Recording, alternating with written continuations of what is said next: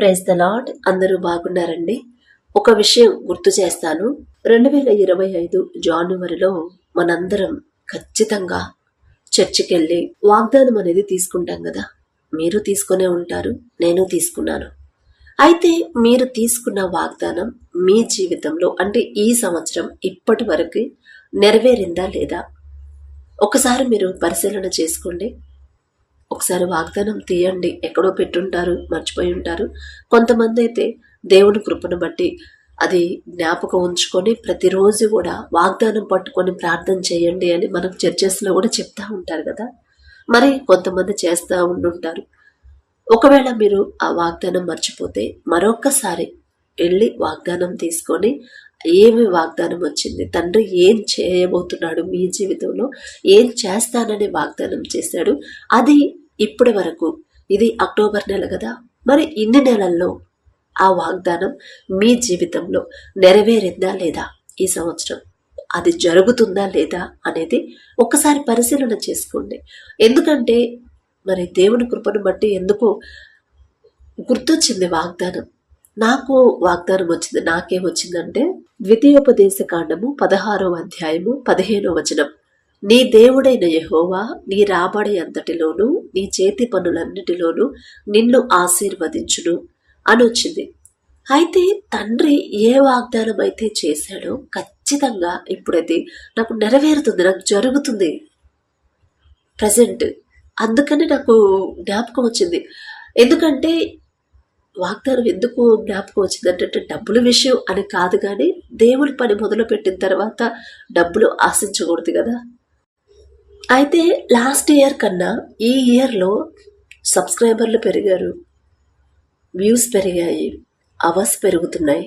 అంటే అదేదో నా గొప్పతనము, నేనేదో పెద్ద టాలెంట్ ఉన్నదాను అని కాదండి. తండ్రి ఏ మాట అయితే ఇదిగో ఇది జరుగుద్ది, ఇది చేయబోతున్నాను అని చెప్పాడు, అది చేస్తున్నాడు. అది గమనించుకున్న దేవుని కృపను బట్టి గుర్తు చేశాడు మరొకసారి. ఎందుకంటే ఇప్పుడు యూట్యూబ్ ఛానల్స్లో లాస్ట్ మంత్ సెప్టెంబర్లో యూట్యూబ్ వాళ్ళు ఏం చేశారంటే కొన్ని ఛానల్స్ని బోనస్ ఇవ్వడానికి సెలెక్ట్ చేశారు. ఆ సెలక్షన్ లిస్టులో మన ఛానల్ కూడా సెలెక్ట్ అయింది. అసలు ఎంతమంది సబ్స్క్రైబర్లు ఉన్నారు, ఎన్ని వ్యూస్ ఉన్నాయి, చాలా తక్కువ కదా.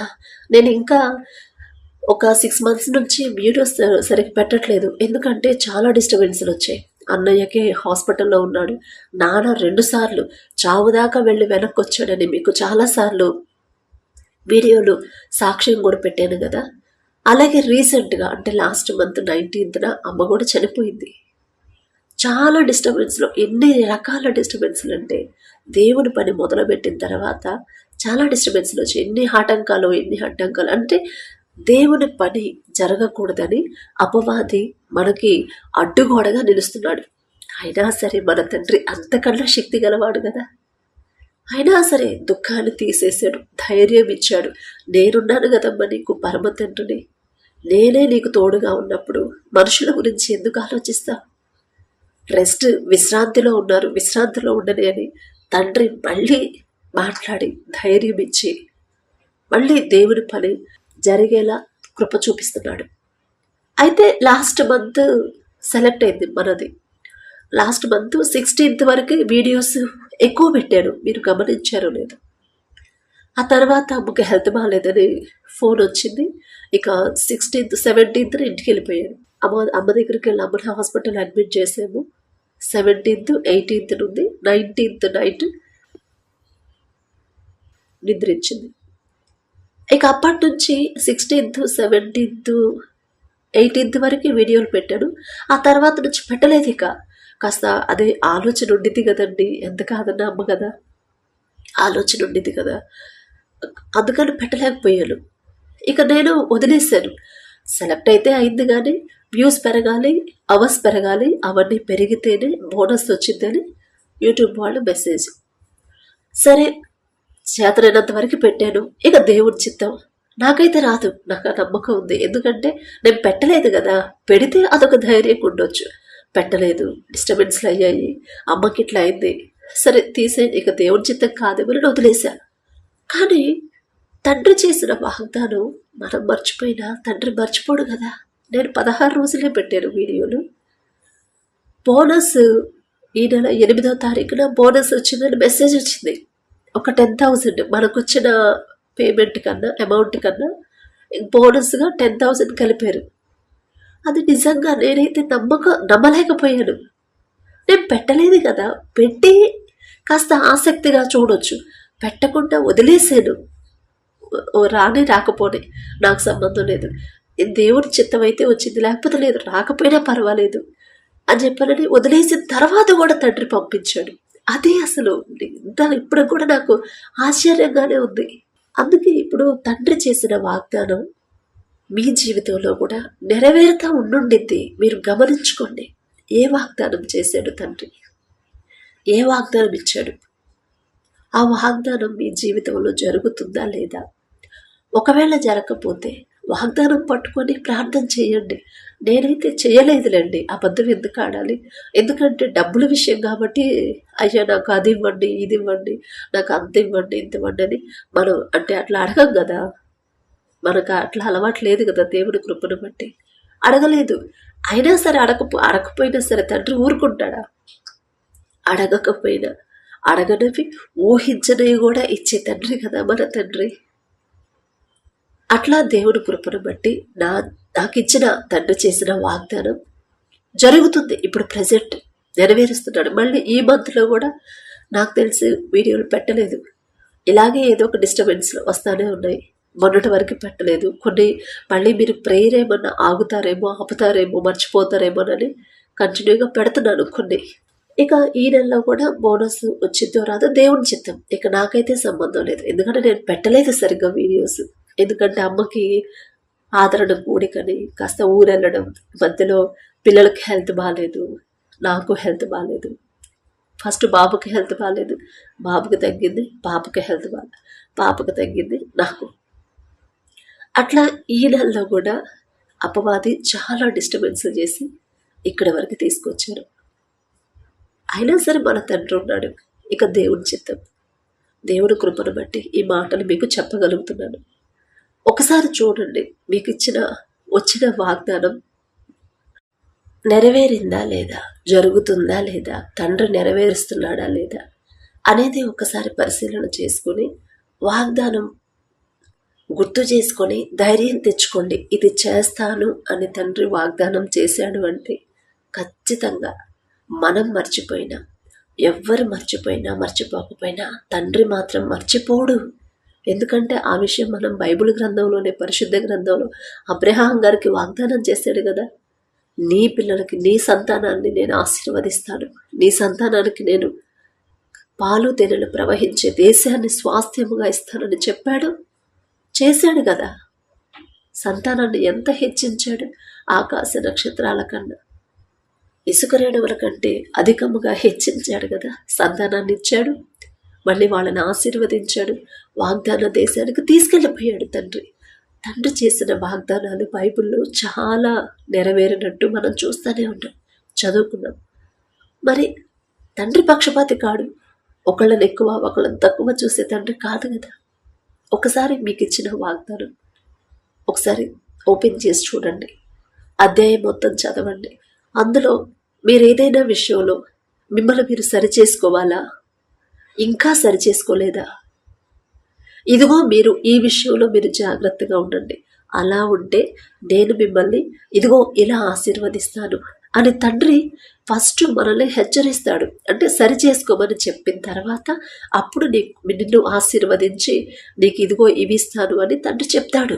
అందుకే ఒకసారి మీరు ఏదైనా విషయంలో దారి తప్పిపోతున్నారేమో అధ్యాయం మొత్తం చదవండి, వాగ్దానం అధ్యాయం మొత్తం చదివిన తర్వాత అప్పుడు వాగ్దానం పట్టుకొని ప్రార్థన చేయండి ప్రతిరోజు.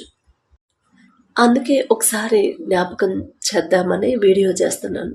మీరు ఒక్కసారి తండ్రి కృపను బట్టి ఒకసారి జ్ఞాపకం చేస్తున్నాడు, వాగ్దానం తీసుకోండి.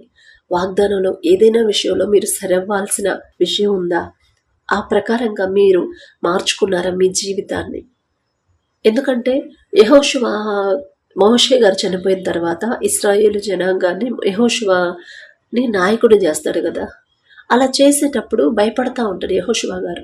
భయపడేటప్పుడు భయపడకము, నేను నీకు ఎప్పుడు తోడుగా ఉంటానని యెహోషువ గారితో తండ్రి మాట్లాడతాడు. అది మీరు చదివే ఉంటారు. నువ్వు భయపడొద్దు యెహోషువ, నీకెప్పుడు నేను తోడుగా ఉంటాను, నిన్ను విడువను, నిన్ను ఎడబాయను. మోషేకి ఎలాగైతే తోడుగా ఉన్నానో నీకు కూడా నేను తోడుగా ఉంటాను. నీకు నువ్వెక్కడికి వెళ్ళినా సరే నీకు విజయమే నేను ఇస్తాను, నీ ముందు నేను ఉంటానని వాగ్దానం చేసిన తర్వాత, అయితే నేను మోషేకి ఏ కట్టడలైతే, ఏ ధర్మశాస్త్రం అయితే ఇచ్చాను, ఏ ఆజ్ఞలైతే ఇచ్చాను, ఆ ప్రకారంగా నువ్వు నడుచుకో. అలా నీవు జాగ్రత్తగా నడుచుకుంటా, దారి తప్పిపోకుండా, కుడికైనా ఎడమకైనా తిరగకుండా జాగ్రత్తగా నా ఆజ్ఞల ప్రకారం నువ్వు నడుచుకుంటా ఉంటే అప్పుడు నేను నీకు కూడా నేను తోడుగా ఉంటానని తండ్రి చెప్తాడు.